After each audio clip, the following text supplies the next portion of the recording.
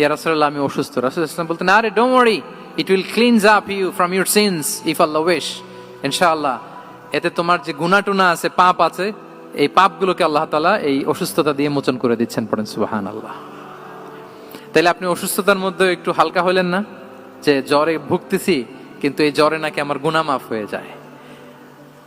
পেটের ব্যথায় আক্রান্ত, মাথা ব্যথায় আক্রান্ত, কিন্তু এটাতে নাকি আল্লাহ আমার পাপ মোচন করে দেয়, তাহলে একটু ভাল লাগবে না? তাহলে দেখেন, একটা কঠিন পরিবেশকে রাসূল সাল্লাল্লাহু আলাইহি ওয়াসাল্লাম সহজ করতেন। অসুস্থ শুনলেই লা বাস তাহুর ইনশাআল্লাহ, আর কিছু হবে না, আল্লাহ তোমার গুনাহ মাফ করে দিচ্ছে। অসুস্থ ব্যক্তি দেখলেই মাথায় হাত দিয়ে দোয়া করতেন, আল্লাহুম্মা রাব্বান নাস আযহিবিল বাস ইশফি আনতাশ শাফি লা শিফাআ ইল্লা শিফাউক শিফাআন লা ইউগাদিরু সাকামা। উজ্জীবিত হয়ে যেত অসুস্থ ব্যক্তি। আমরা কি করি? কাউকে অসুস্থ দেখলে, রোগাক্রান্ত দেখলে, ওই রোগে সবচাইতে কষ্ট পেয়ে যে মারা গেছে তার ঘটনা বলা শুরু করি। হায় রে ভাই, আপনার ক্যান্সার, আমার এক খালা ছিল ক্যান্সারের 4th স্টেজে চলে গেছিল, 14টা কেমো দেয়া লাগছে, এই যে ফিরিস্তি একেবারে ওনার দাফন কাফন পর্যন্ত।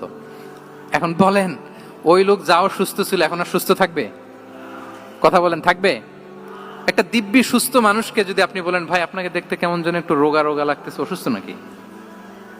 এরপরে প্ল্যান করে ধরেন আপনি বললেন, উনি আবার ওইদিকে যাওয়ার পরে আরেকজনকে প্ল্যান করে বলতে বললেন, বললো ভাই ব্যাপার কি, চেহারাটা কেমন শুকনা শুকনা। এরকম 5 জন বলার পরে ওই বিকেলে কাঁথা গায়ে দিয়ে শুয়ে ফেলবে বিছানায়।